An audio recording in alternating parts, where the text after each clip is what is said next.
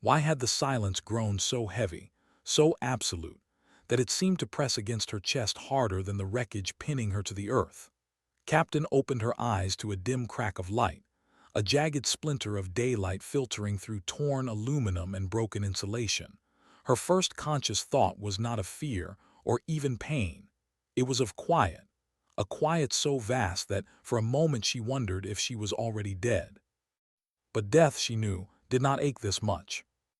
Her left shoulder burned with a white-hot pulse, every shallow breath cut against her ribs, and her mouth filled with the metallic taste of blood. She shifted, slowly, carefully, and felt the crust of pine needles beneath her cheek. Her ears rang faintly, as though some great explosion had ripped the world apart hours before, and now only the echo remained. The silence of the Colorado mountains wrapped around her. No sirens, no shouting voices, no survivors calling for help, just the thin hiss of wind weaving its way through bent steel and scattered luggage. For 2 full days she had drifted in and out of consciousness, half aware of the narrow cavity that had cradled her body like a coffin. She had counted heartbeats to reassure herself she was alive, each dull thud reminding her of unfinished business. But now, awake, lucid, she knew she couldn't wait for rescue. Rescue might never come.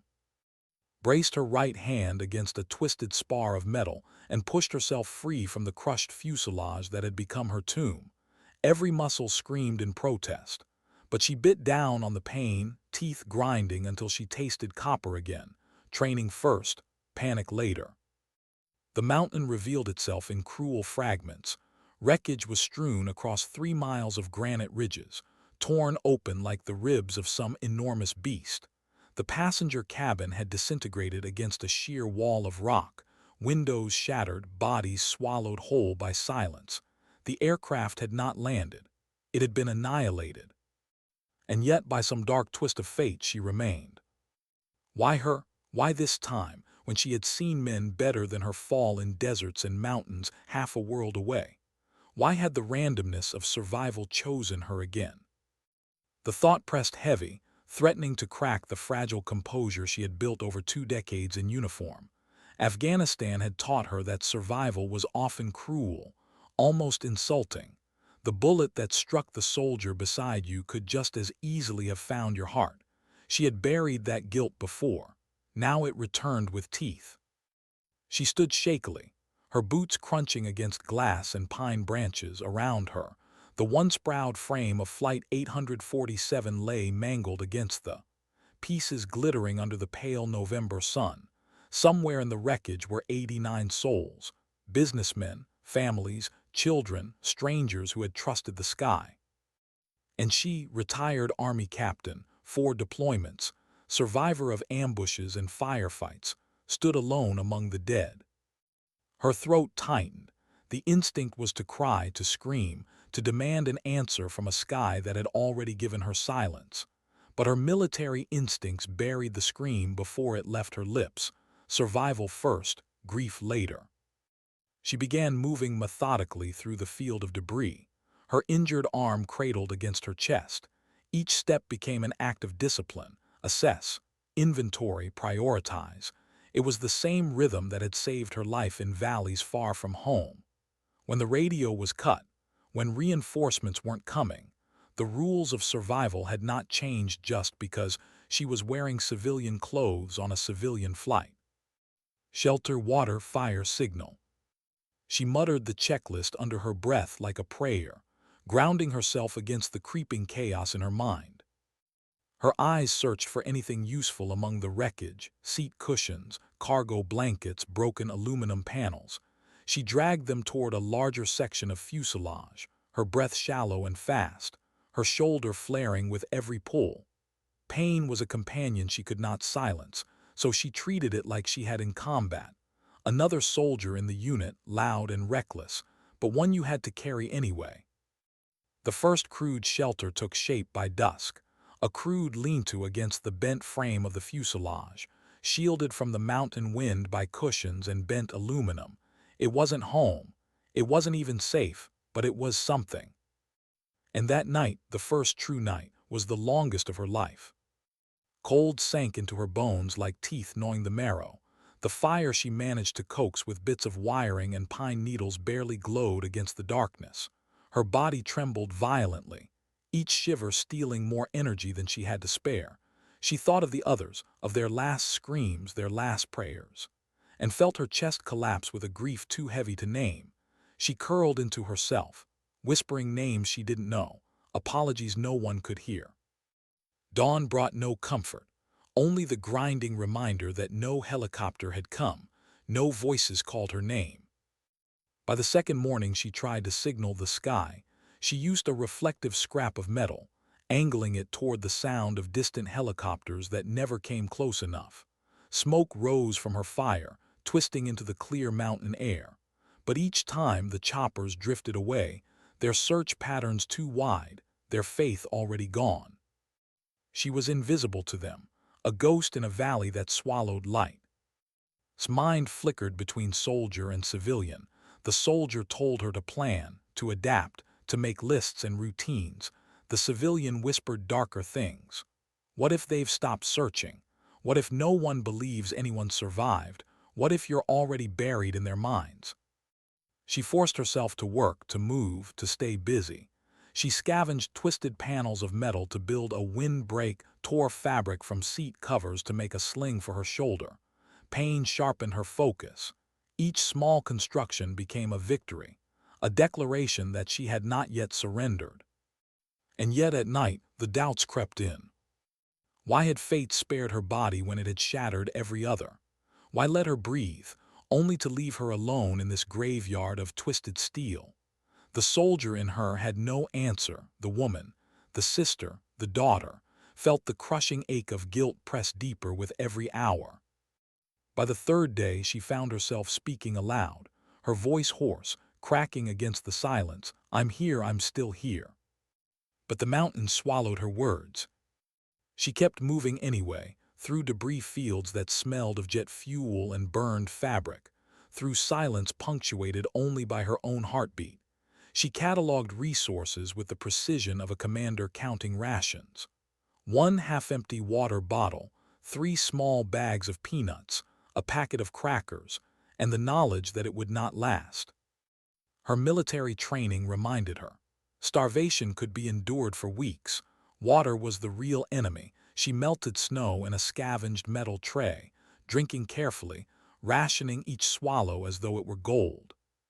Still, the ache of hunger grew louder with each day, and so did the silence. By the end of the first week, the silence was no longer just absence. It was a presence of its own, an enemy more cunning than any insurgent she had faced.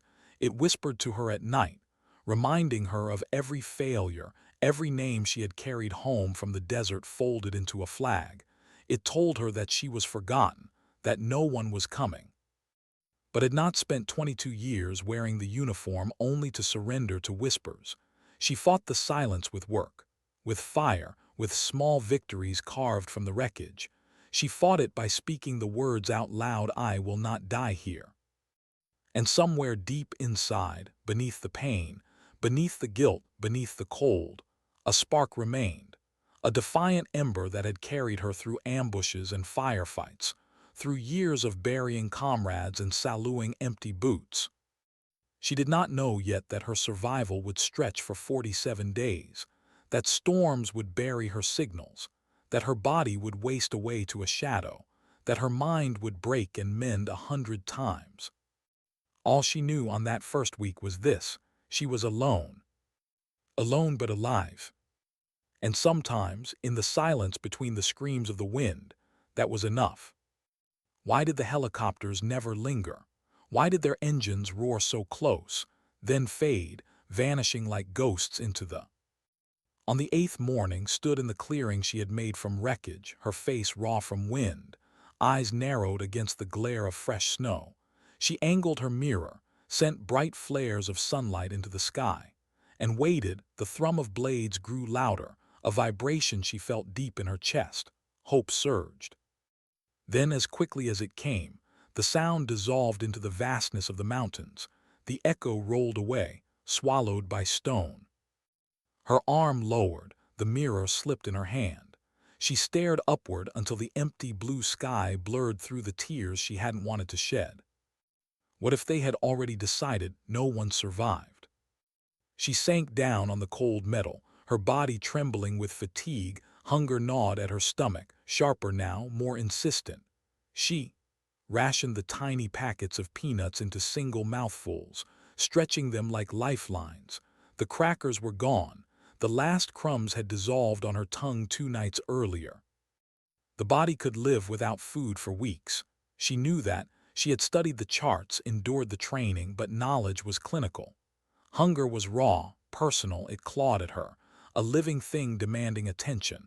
And still she whispered the mantra she had carried through battlefields and burned-out villages. Control the body, or the body controls you. She pulled the blanket around her shoulders and forced herself to focus. Shelter, fire, signal, routine. The soldier's rhythm kept her moving when the woman inside wanted to collapse. She gathered pine needles, stacked wood, shielded her small fire against the wind. She patched the gaps in her linta with scraps of insulation scavenged from the cabin walls. She walked the debris field as if it were her patrol sector, searching for anything useful. A stray water bottle, a strip of clothing, a forgotten morsel. But each search brought more evidence of death: twisted seats, shattered luggage, a child's shoe.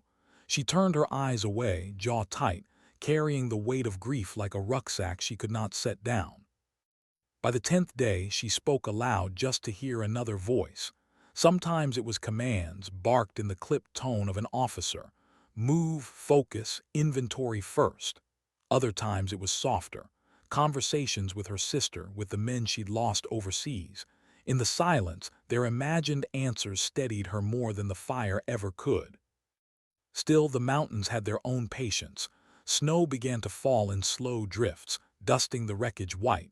Temperatures dropped lower with each night, breath crystallizing in the air before her face. She reinforced her shelter, layering cushions and metal, calculating angles like an engineer. Each improvement bought her another degree of warmth, another hour of survival. But she could not fight the weather forever. She knew it the way a soldier knows when reinforcements aren't coming. She recognized the subtle signs. The way helicopters passed less frequently now. The silence on the horizon stretching longer each day. She imagined the command posts miles away. Men and women with maps spread across tables, shaking their heads, drawing circles around the word survivable.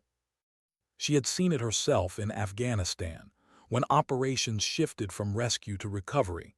It was never announced. The change came quietly, in the tone of briefings, in the thinning of resources, in the silence that followed requests for more time. And now she felt it happening here, around her. The thought brought a wave of panic so sharp she dropped the scrap of metal she'd been fashioning into a signal plate. For the first time since the crash, her breath came ragged, uncontrolled. She pressed her good hand to her chest, willing her heart to slow, whispering to herself through clenched teeth. They think you're gone, but you're not gone. Not yet, not yet. Her eyes scanned the wreckage. The scattered pieces of aircraft became less debris, more arsenal. She began treating the crash site as a base camp, dividing it into zones: shelter, fire, storage, signaling. She cleared narrow paths through the snow, marking them with reflective shards, a soldier's grid imposed on chaos. If the mountain was a battlefield, then this was her post, and she would not abandon it. On the 12th day, snow flurries gave way to a full storm. Wind howled through the ridges, tearing at her shelter. She braced it with metal spars, her body shaking with exertion, her shoulder screaming. Hours blurred, night and day became the same endless howl. The fire sputtered, died, flared again. Inside her cramped shelter felt the walls closing in. Memories rose unbidden. Convoys ambushed on desert roads, soldiers bleeding out under foreign skis, funerals where folded flags replaced living faces. She had endured all of that by focusing forward, by refusing to let memory consume her. But here, alone, the ghosts were louder. She closed her eyes, steadied her breath in, out, a survival technique from seer training surfaced. Visualize safety, visualize home. She pictured her sister's kitchen, warm light on the table, the smell of coffee. She spoke's name like a prayer over and over, until the storm outside became background noise. When morning came, the wreckage was buried beneath a blanket of snow. Her signaling devices were gone, erased in white. She stood in the frozen valley, staring at the silence where her work had been, and felt something break inside. But even broken things can fight. She fashioned crude snowshoes from seat backs and wiring, tested them on the frozen ground. She set traps with trembling hands, remembering the diagrams taught at Fort years earlier. The traps remained empty for days. Hunger grew sharper. Still she worked. Every night she returned to her journal, scraps of paper, lines of handwriting in cramped script. She recorded her rations, her repairs, her fears. She knew she might never live to see someone read it, but writing gave her discipline, gave her voice weight in the silence. One evening, staring into the flicker of her dwindling fire, she wrote a sentence she did not cross out. They will stop searching, and when they do, it will be just me against the mountain. The thought lingered like smoke. And still part of her whispered, what if you are wrong? What if someone still believes? She did not know then that her sister sat at an airport hours away, refusing to accept the word survivable. That while officials prepared families for closure, stubborn faith kept one fragile candle lit in the darkness. Only knew the silence, the mountain, the cold. And yet when she looked into the mirror of broken aluminum, saw her own reflection hollow-eyed but alive, she forced the corners of her mouth upward, not a smile, not really, but something close. A soldier's defiance. Because the world could abandon her, the searchers could give up, the maps could be marked and filed away under loss. But she had not given herself permission to die. Not here, not like this. How long could a storm rage before it stopped being weather and became something else, something alive, bent on erasing her from the earth? The blizzard struck on the 18th day, though had sensed it coming for hours. The sky had turned the color of gunmetal, heavy clouds pressing low against the ridges. The air thickened, still and tense, like the moments before an ambush. She had stacked more fuel by her shelter, reinforced the walls with seat frames, whispered to herself, hold, just hold. When the wind came, it was not a roar, it was a scream. The fuselage groaned and shuddered as gusts tore at the valley. Shards of aluminum whistled like shrapnel, slamming into rocks with the speed of bullets. Snow filled the air until the world vanished beyond the reach of her outstretched hand. She crawled into her shelter, clutching the sling that held her bad shoulder, listening as her fire sputtered and died in the gale. For 3 days she lived in darkness. The storm buried the wreckage, smothered her signals, sealed her inside a cocoon of ice and noise. She could not light a fire without choking on smoke. She curled tight beneath insulation, body heat her only defense, her breath fogging the narrow space. Hunger gnawed at her belly, sharper than ever. She rationed herself to a handful of snow, a crumb of peanut. Her body trembled both from cold and from starvation. And still she forced herself to breathe evenly, to stay conscious. At night she prayed, though she did not know to whom, sometimes to her father gone years before, sometimes to the men whose names she still carried on dog tags stored in a box at home, sometimes just to the mountain itself. Not yet, don't take me yet. When the blizzard finally broke, she emerged to a world she no longer recognized. Snowdrifts swallowed the debris, transforming the crash site into a field of white mounds, her painstaking signals, mirrors, smoke pits, reflective trails, were gone, erased as though they had never existed. The silence returned, heavier than before. She stood in the snow, breath sharp in her lungs, and felt despair creep close. Weeks of survival had been undone in 3 days. She was back at zero. Her knees buckled, dropping her into the snow. She pressed her forehead against her good arm, sobs tearing loose before she could stop them. For the first time since the crash, she let herself cry, not the neat, quiet tears of a soldier, but the broken sound of a woman who had been carrying too much for too long. But even as she cried, another voice inside whispered sharply, get up before the cold takes you, cry later." And so she rose. She scavenged again, digging through snow to find scraps of metal, cushions frozen stiff with ice. She rebuilt, slower this time, weaker, her hands shaking with fatigue. She shaped crude snowshoes from seat backs lashed with cord, tested them on the drifts. She set traps again, though her fingers trembled too badly to tie proper knots. Her shoulder ached constantly now, never fully healing. The muscles along her ribs burned with every breath. She was thinner. She could see it in the reflection of her own eyes in the aluminum mirror, hollowed cheeks, cracked lips, a body wasting away day by day. But the spark remained. She forced herself into routine again, carving structure from the chaos, each morning. Exercise, even just push-ups on frozen ground, squats against the fuselage, stretches with her good arm each afternoon. Gather fuel, tend shelter, check traps each evening. Journal entries, notes on weather, on the sounds of distant aircraft. Sometimes, when the silence grew unbearable, she spoke to out loud, as if her sister could hear across the mountains. She told her about the fire, about the snowshoes, about how the hunger made her dizzy. She imagined voice answering back, soft, reassuring. "Keep going, Lena, don't you quit." The hallucinations crept in quietly, at first just flickers. Shadows at the edge of her vision, the sound of footsteps that weren't there. Once, she swore she heard a child crying among the wreckage. She searched frantically, her breath fogging, calling out until her voice cracked, nothing, only wind. She knew the signs.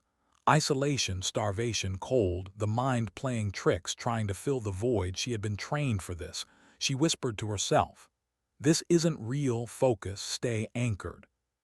Still, the ghosts lingered. One evening she caught a rabbit in a snare, small, fragile but life. Her hands shook as she prepared it, every motion mechanical, learned long ago in training. She ate slowly, reverently, as though consuming hope itself. For the first time in weeks, strength returned to her limbs, faint but real. The fur she turned into crude insulation, binding it to her clothing. Even this small victory gave her mind new energy. If she could feed herself once, she could again. Days blurred into each other. Snow fell, melted, froze again. Her fire flickered low. Her traps sometimes gave nothing, sometimes gave a morsel. Hunger was constant. But now she had proof it could be fought. And then, while turning over a section of wreckage she had not yet explored, she found it. A beacon. The emergency locator, half crushed, wedged beneath twisted metal. She froze, staring at it, hardly believing her eyes. The casing was cracked. The antenna snapped, the light long dead. She lifted it in both hands as if it were some relic of salvation. If it worked, even a little, someone might still hear her. Her heart raced with new purpose. She carried it to her shelter, clearing a space like an altar. She examined it carefully, her memory reaching back to comms training years earlier, circuits, batteries, antennas. The knowledge wasn't fresh, but it was there. The antenna was gone, the battery nearly dead, but maybe, just maybe, it could be repaired. She scavenged electronics from shattered cell phones, stripped wiring from panels, copper from connectors. She worked slowly, painstakingly, fingers clumsy with cold. Every tiny spark felt like progress. At night she whispered, "Don't fail me, don't let this be another ghost." Her hands trembled too badly to hold tools for long. She rested often, closed her eyes, pictured each circuit in her mind. Her journal filled with diagrams, notes on battery life, sketches of signal patterns. The work gave her something she had not felt in weeks. Direction, not just survival, but a chance at rescue. And when, on the 23rd day, the beacon sputtered to life with a faint, stuttering burst of signal, dropped her tools and wept. 3 bursts, then silence, but 3 bursts that might have reached someone, anyone, beyond the mountains. She had no way of knowing. The beacon gave no reassurance, no light, no sound, no confirmation. Only the hope that somewhere, someone's equipment had registered the faintest cry for help. But for it was enough. Because now she was not only surviving, she was fighting back. And that was the difference between waiting to die and daring to live. How do you keep faith in a signal you cannot hear? The beacon sputtered again on the 24th day, just as breath fogged against the morning air. She crouched over it, bare fingers clumsy with cold, and watched the weak light blink once before dying. She had no way of knowing if the transmission had escaped the valley, if the broken machine had spoken for her to the outside world. Still she believed. Belief was fuel, fuel was fire, and fire meant life. Each day she tinkered with the device, balancing its fragile components like a bomb tech in reverse. She stripped batteries from dead cell phones, rewired circuits with copper strands pulled from seat panels.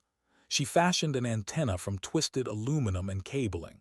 Her military training had been basic, never meant to cover the intricacies of electronics repair in a snowbound graveyard. But desperation sharpened memory, and necessity made her inventive. She logged each attempt in her journal, marking successes and failures with the same meticulous care she had once given to mission briefs. Attempt 12. Partial transmission, Attempt 13. No response, Attempt 14. Weak power flow.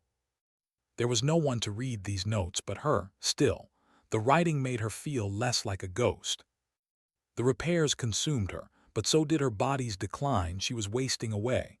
Her shoulder throbbed with every motion, never healing, only stiffening in the cold. Her ribs showed beneath the fabric of her torn clothes.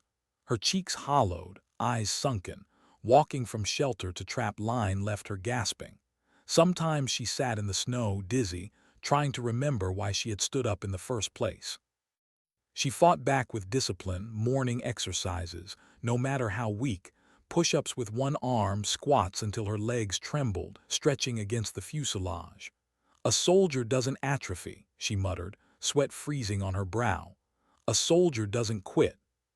Still the hunger clawed. The rabbit had been a miracle, but miracles didn't repeat on command. For days the traps remained empty. She foraged through the snow, searching for roots, plants, anything. But November offered little. She melted snow for water, watching steam rise from her scavenged tray, whispering thanks for every swallow. At night the hallucinations returned. Once she heard her sister's voice calling her name. Another time, she saw light glimmering on the ridge, warm, human light. But when she stumbled toward it, it dissolved into the reflection of moonlight on ice. She knew the tricks isolation could play. She reminded herself aloud. Not real, but sometimes she answered the voices anyway, because even a lie was better than silence. The journal bore witness. She filled pages with conversations, imaginary debates with tactical discussions with fallen comrades, even gentle jokes exchanged with soldiers who weren't there. She knew it was madness, but it kept her anchored. The mountain pressed harder with each storm. Snow buried her signals again and again, forcing her to rebuild. Her firewood supply dwindled, each trip to gather more a gamble against frostbite and collapse. Her fingers were cracked, bleeding, the skin blackening at the tips. And still she worked the beacon. On the 23rd night it transmitted again. 3 faint bursts into the Colorado dark, leaned close, her lips brushing the cold casing. "Go," she whispered. "Find them, tell them I'm here." She did not know that miles away, at the Denver Air Route Traffic Control Center, an automated system flagged the anomaly. She did not know a woman named Martinez leaned over a monitor, frowning at the irregular signal, nor that her report traveled through layers of bureaucracy, sparking the faintest question in the minds of emergency coordinators. Could someone still be alive? All knew was silence and hunger, and the weight of days stacking one upon another until time itself felt like another enemy. Her body betrayed her more each week. Muscle turned to weakness, mind to fog. She forgot words mid-sentence, lost track of hours, stumbled into snowdrifts and had to claw her way out, gasping. She documented the symptoms like a medic. Weight loss severe, weakness increasing, confusion noted. Knowledge was armor, armor meant survival. And yet, when the fire died low and the valley sank into darkness, she wondered how much longer her armor could hold. One night she dreamed she was back in Afghanistan. Dust, heat, a convoy rolling down a narrow road. She felt the vibration of wheels beneath her boots, smelled oil and gunpowder. Then the explosion tore the world apart. An IED shredding metal and men, screams echoing. She woke gasping, clutching her chest, snow dripping into her mouth. Her shelter walls trembled with wind. She whispered into the dark, "Not this time, I'm not dying here, do you hear me? Not here." Her voice cracked, but the words steadied her. She rose in the morning, weak but alive. She checked traps, reset wires, scavenged frozen wreckage for one more scrap of usefulness. She fought because fighting was the only language she had ever trusted. And then, on the 27th day, while she crouched over her fire coaxing life from damp wood, she heard it, the faint, distant thrum of rotors. Her head snapped upward, heart hammering. She grabbed her mirror, angled it toward the sky, flashing sunlight in desperate arcs. Smoke curled upward as she fed pine boughs into the flames, thick and black. The helicopter passed far above, distant, never circling, never slowing. She dropped the mirror, her shoulders sagged, a sob tore loose before she could choke it back. She pressed both hands against her face, whispering into her palms, "Why can't you see me? I'm right here." The silence swallowed the plea. But the spark remained. The beacon lay beside her in the snow, silent but waiting. She picked it up, wiped frost from its casing, and set it carefully on her lap. "Tomorrow," she whispered, "we'll try again tomorrow." She did not know the signal had already been heard, did not know arguments were flaring in command posts, voices debating whether anyone could possibly survive 30 days in the mountains, did not know that one stubborn coordinator named was preparing to send search teams back, despite the word survivable written in every report. She only knew the fight. And in the heart of the frozen valley, surrounded by silence and ghosts, Captain prepared for another day. Because surrender had never been part of her vocabulary. What happens when your body starts to quit before your mind does? On the 30th day, woke with snow crusted on her lips, she'd fallen asleep too close to the shelter's edge, cold air seeping in, stealing warmth she didn't have to give. Her body shook violently as she sat up, bones grinding against each other, her clothes hung loose, a reminder of how much weight she had lost. Her journal entry that morning was blunt: weak, dizzy, shoulder stiff, need food. She stared at the words as if they belonged to someone else. The soldier in her demanded action: set traps, melt snow, rebuild signals. The woman in her wanted only to curl back into the thin insulation and let the mountain take her. She forced herself up. One step, another. She checked her traps, empty.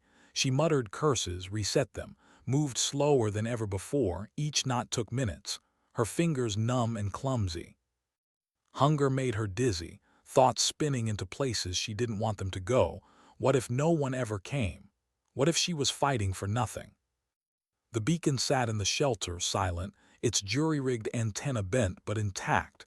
She ran her fingers along its cold metal casing, whispering, "Don't give up on me now." She didn't know it, but someone had heard. In Denver, emergency coordinator leaned over a map covered in circles and notes. The faint bursts from his beacon had been analyzed again and again. To some, they were nothing. Equipment malfunction, static, but had seen enough disasters to trust her gut. The timing wasn't random. The frequency shifts weren't accidental. Someone was working that beacon. She tapped the map with her pen. "I don't care what the reports say, somebody's alive out there." Her colleagues exchanged skeptical looks. The math didn't support her. 30 days in the mountains with no supplies. Impossible, but's voice carried steel. "We launch another search, limited scope. If I'm wrong, we waste fuel. If I'm right, we save a life." And so quietly, without fanfare, the search began again. Knew none of this, all she knew was the silence. On the 32nd day, she managed to catch another rabbit. Her hands trembled so badly she nearly dropped it as she lifted it from the snare. She whispered thanks through cracked lips, voice hoarse. She prepared the meat slowly, mechanically, using every scrap. The taste was overwhelming, tears streaming down her face as she chewed. It gave her strength, but only briefly. The calories vanished into her starved body, leaving her hollow again by the next morning. Her shoulder throbbed constantly now, stiff and swollen. She fashioned a crude brace from splints of metal and cloth, binding her arm tight against her chest. Every movement was agony, but pain meant life. She clung to that thought. She rebuilt her fire pit, using stones to shield it from the wind. She angled reflective panels to amplify heat, an engineer's calculation scribbled into her journal. Reflective angle survival. Each improvement bought her another night. But the storms returned, hammering the valley with snow and wind. The sky howled like artillery, her shelter groaned, snow piling high against its walls. She reinforced again and again, body shaking, lungs burning, hours blurred into days. When the storm passed, she crawled out to find the world unrecognizable once more. Snow drifts towered over her, burying much of the wreckage. Her carefully built markers were gone. Again, she started over. That night she nearly broke. She sat by the dying fire, staring into the coals. Her journal lay open on her lap, but her pen dangled useless in her fingers. She whispered to the empty air, "I can't, not anymore, I can't." The silence answered with nothing but wind. She closed her eyes, ready to let the dark take her. But then, faint, distant, the thrum of rotors. Her eyes flew open. She stumbled outside, mirror in hand, flashing desperately into the sky.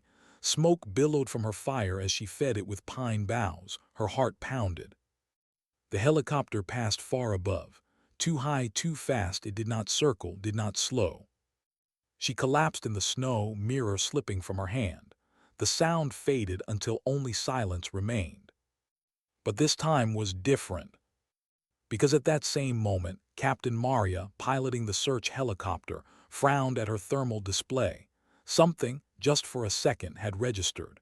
A faint heat signature in the wreckage zone, too regular, too consistent, not a natural source. She banked her aircraft, made another pass. The snow cover was heavy. The valley narrow, visibility was poor. The reading vanished. Her crew exchanged doubtful looks, but trusted her instincts. "Mark this location," she ordered. "We'll come back." Didn't know she had been seen. To her, the helicopter was just another ghost, another chance that had slipped through her fingers. Back in her shelter, she curled into herself, whispering, "Why can't you see me? I'm right here." Her body trembled, weaker than ever. She recorded in her journal. 34 days, weight loss severe, thinking slow, hallucinations worse. Still, she kept writing, because as long as she could put words on paper, she wasn't gone yet. On the 35th day, she heard voices outside her shelter, clear human voices. She scrambled up, heart racing. She tore open the flap, stumbling into the snow. No one was there, only wind twisting through the wreckage. She clutched her chest, gasping. She knew the truth, hallucinations, her starving brain feeding her what it wanted. But for one fleeting moment, she let herself believe. At night she dreamed of warmth, her sister's hand in hers, her father's voice calling her name. She woke with tears frozen on her cheeks. The beacon sputtered again. Another weak transmission. She coaxed the batteries, adjusted the antenna, whispered prayers into the dark. She didn't know it, but those signals were reaching the Denver Emergency Management Agency now, stirring debate, igniting hope in its voice. "Someone's alive," told her team, "and until we prove otherwise, we don't stop." The storm clouds gathered again over the mountains. Snow began to fall. Crouched in her shelter, fire flickering low, body trembling with weakness. She didn't know that rescue had already begun to move. that her faint signals had started a chain of events pulling helicopters, search dogs, and climbers back into the wilderness. All she knew was the mountain, the cold, the silence, and the stubborn truth burning inside her. She was still alive. Alive and waiting to be found. How much longer could a body last once the mind had already begun to slip away? On the 37th day, woke with no sense of time, the fire had gone out again during the night, leaving her shelter as cold as the snow outside. She lay still for long minutes, unable to feel her fingers. Her shoulder was locked in pain, her chest shallow with each breath. The journal beside her bore the last words she remembered scrawling before collapsing. Confused, so tired, harder to move. She stared at the writing as though it belonged to someone else, a stranger, wasting away in her own handwriting. She forced herself upright, though the motion left her dizzy, stars flashing in her vision. She drank melted snow from her pan, each swallow sharp as knives. She tried to chew on a strip of fabric, anything to quiet the hunger. Nothing helped. Her body was shutting down. But still she checked her traps empty. She stoked the fire with the last of her dry kindling. She adjusted the beacon, coaxing another faint pulse. The soldier in her would not quit, even as the woman in her began to wonder if it mattered. Far away, her faint signals had not gone unnoticed. In Denver, leaned over another report, her jaw set. The irregular bursts had repeated again. More than chance, more than static. She placed a finger on the map. This grid, we concentrate here. Pilots grumbled about fuel costs. Analysts argued about probability, silenced them with a sharp glance. Somebody is alive in that valley. I will not sign their death certificate from behind a desk. And so, search teams were mobilized again. In Captain Maria received her briefing. The thermal scan from days earlier had been marked as inconclusive.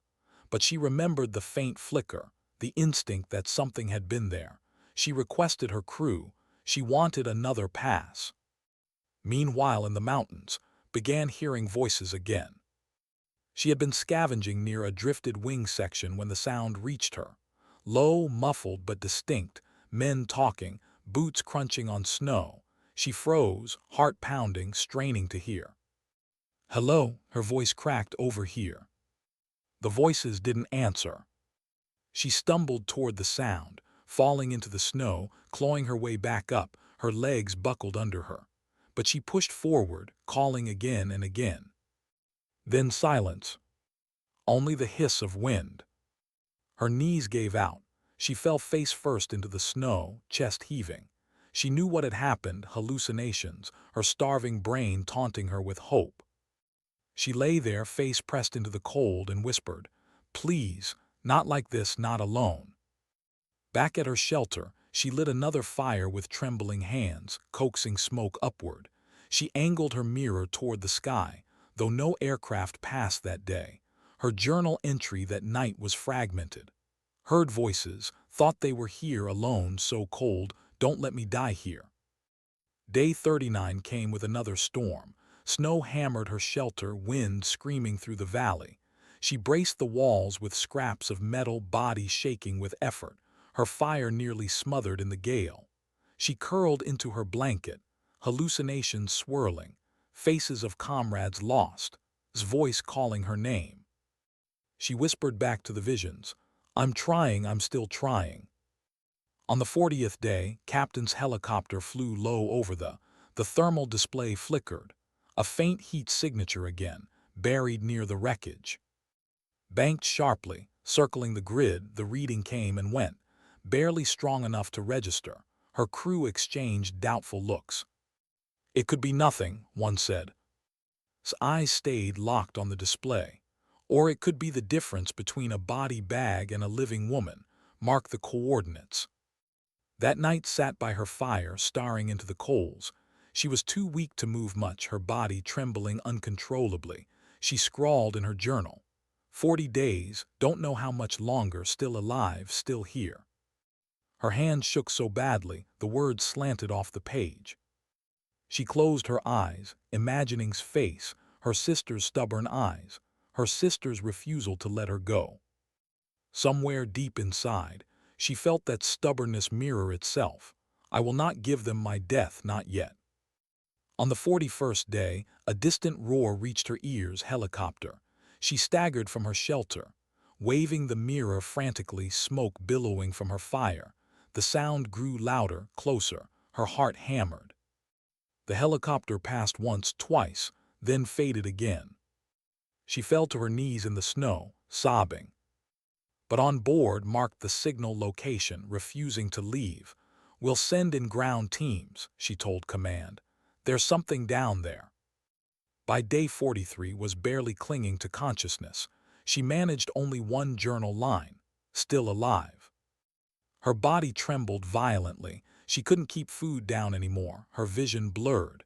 She lay curled in her shelter, fire nearly dead, whispering to herself just to hear a voice. In Denver, slammed her hand against the table. "We are wasting time debating. Deploy the ground team now." Orders were signed, helicopters prepped, men strapped on snowshoes, dogs leashed, medics briefed.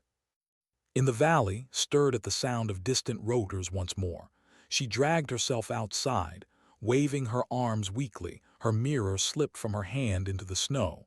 She fell after it, too weak to stand again. She lay in the snow, breath ragged, eyes fixed on the sky. She whispered with the last of her strength, "I'm here." She didn't know the ground teams had already launched, didn't know was circling the coordinates again, didn't know had refused to let her be forgotten. All knew was the cold, the silence, the thin thread of life she refused to release. 44 days and still alive. What does it feel like to be found when you've already begun to believe you're gone? On the 45th day, no longer wrote in her journal. Her pen had slipped from her hand during the night, frozen in the snow beside her, ink stiff in the cold. She stared at it for a long time, unable to summon the strength to pick it up. Her fire had died again. She was too weak to rebuild it. Her body lay curled in the blanket of insulation, bones sharp against the fabric, lips cracked and bleeding. Each breath was shallow, her chest rattling with the effort. She whispered his name into the dark, though her voice was barely air. "I'm sorry, I tried." Snow drifted into the cracks of her shelter. She didn't have the strength to push it away. She closed her eyes and let the darkness take her, expecting not to wake. But somewhere above the valley, the sound of rotors cut through the morning. Captain Maria flew low, eyes on her thermal scanner. The faint heat signature flickered again. This time it was stronger, more consistent. She tapped the display. "There, it's there." Her crew leaned in, squinting. Could be wreckage still giving off heat. Jaw set, "No, that's not wreckage, that's alive." She radioed the ground team already en route. "Mark these coordinates, drop in now." In Denver, listened to the comms with her hands clenched white around her headset. She had fought for this moment, against every dismissal, every skeptical voice. Now the proof was in the signal. She whispered under her breath, "Hold on, whoever you are, just hold on." In the valley, stirred faintly at the sound of distant engines. At first she thought it was another hallucination. She had dreamed of helicopters before, voices before, salvation before. Her eyes fluttered open, vision blurred, snow, wreckage, silence. Then boots in the snow. Real heavy, close. "Captain." The voice cut through the haze like a blade. Her body trembled, her lips parted, no sound came out. The flap of her shelter tore open, cold light spilled in, shadows loomed, figures in heavy jackets, goggles, snow masks. For a moment she thought they were ghosts come to carry her away. Then one knelt beside her, gloved hand pressing against her neck, a voice, urgent but steady. "Pulse, she's got a pulse." Another voice shouted into a radio, "We've got her, alive, repeat, alive." His cracked lips trembled. She tried to speak, but only a rasp emerged.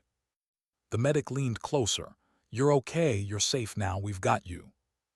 Tears blurred her vision. She wasn't sure if they were hers or theirs. Her body was too weak to lift, but she managed a whisper. Took you long enough." The rescuers laughed, a short, incredulous burst, half relief, half awe. They wrapped her in thermal blankets, secured oxygen over her mouth, started IV lines. Every touch felt both alien and sacred after so many days without human contact. 45 days, one whispered in disbelief. She lasted 45 days. Drifted in and out of consciousness as they carried her from the shelter. Snow swirled above, the wreckage glinting in weak sunlight. For the first time since the crash, she wasn't moving alone. She felt the straps tighten around her as they loaded her into a stretcher. She wanted to fight, to stay awake, but her body surrendered to exhaustion. Her last sight before darkness claimed her again was the helicopter hovering above, rotors churning snow into a halo of white. Back in Denver, wiped at her eyes as the call came through. Survivor located alive. She leaned back in her chair, breath shaking against every odd, every report, every dismissal. Someone had made it. In the helicopter, glanced back at the fragile figure wrapped in blankets. She shook her head, awe in her voice. "You stubborn soldier, you weren't supposed to make it." On the ground, the rescue team packed up the remains of the shelter, the beacon, the journal, artifacts of a fight no one would believe without evidence. As they lifted off, stirred faintly, her eyes fluttering open, the medic leaned down. "You're safe, we're taking you home." Her lips moved against the oxygen mask, the words barely audible. "Don't forget them." The medic frowned. "Who?" Her eyes closed again, too weak to explain, but in her heart she meant them all.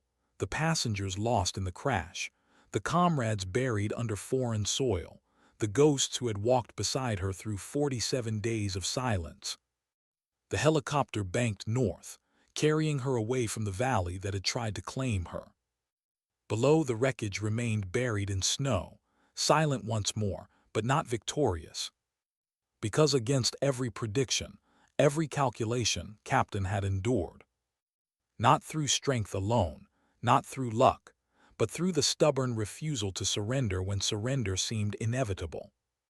Sometimes survival isn't a miracle. Sometimes it's simply a decision repeated 1,000 times.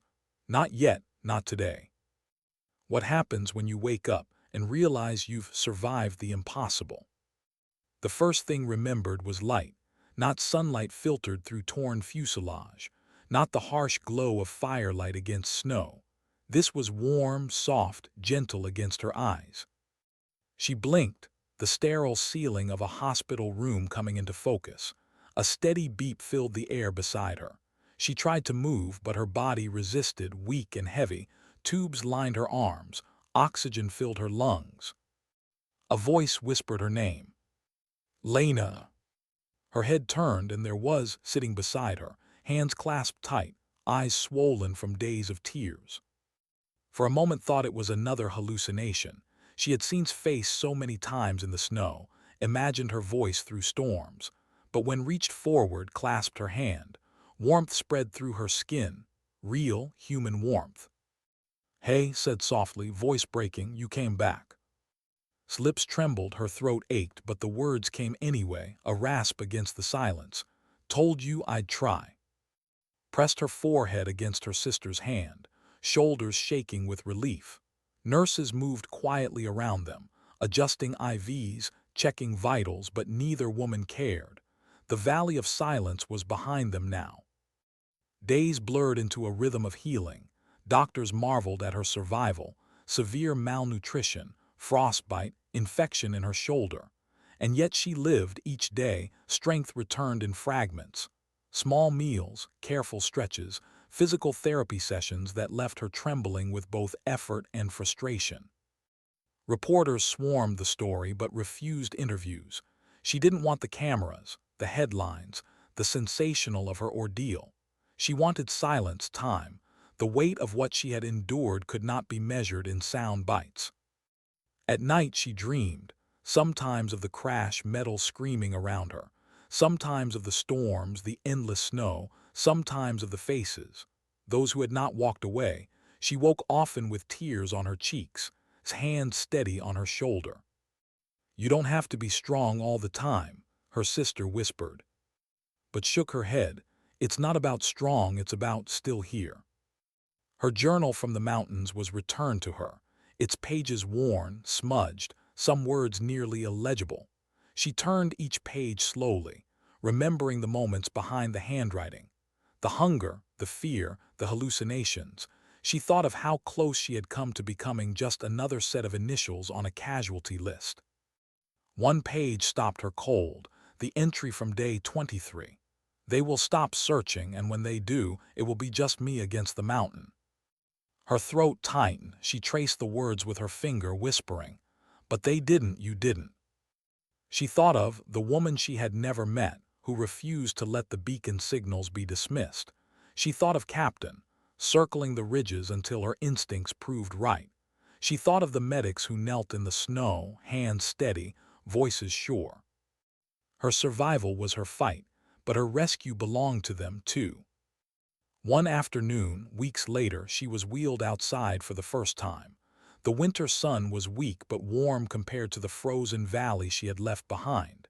She closed her eyes, letting it touch her skin, breathing deep. Stood beside her. "What do you feel?" Thought for a long moment, grateful but also guilty. Frowned, guilty. She nodded slowly. "I lived, others didn't. That doesn't sit clean, it never does." Squeezed her hand. "It's not about clean, it's about what you do with the life you still have." The words stayed with her. In the weeks that followed, began to walk again. Each step was shaky, her legs thin, muscles weak, but each step was also defiance. Doctors marveled at her progress. Therapists called her resilient. She shrugged off the words. She didn't feel resilient, she felt human. She returned often to her journal, not just to read but to write again, not ration notes or survival logs, but reflections, thoughts about silence, about ghosts, about the thin line between despair and hope. One night she wrote a line she didn't cross out. "Survival is not victory, survival is responsibility." She didn't mean speeches or interviews or medals. She meant the quiet responsibility to live well, to honor those who hadn't walked away by not wasting what she had been given. Months later, she stood before a small group of search and rescue volunteers, speaking softly. No cameras, no reporters. She told them thank you, told them they had given back more than a life. They had given back a sister, a daughter, a soldier who refused to quit. When they asked her how she endured 47 days in the mountains, she paused, searching for words. Finally, she said, "It wasn't strength, it wasn't training, it was just one decision, made over and over. Don't quit, not today, not like this." Her voice broke, but she didn't hide it. That night, alone she sat quietly by the window. Snow drifted outside, soft against the glass. She thought of the valley, of the wreckage buried beneath drifts, of the silence that had almost claimed her. Her sister squeezed her hand gently. "You don't have to talk about it if you don't want to." Shook her head. "I don't want to talk, I just want to live." The snow outside fell silently, as if agreeing. And in that silence, she understood something. Survival wasn't about noise. It wasn't about proving anything to anyone. Sometimes dignity doesn't speak. It simply acts.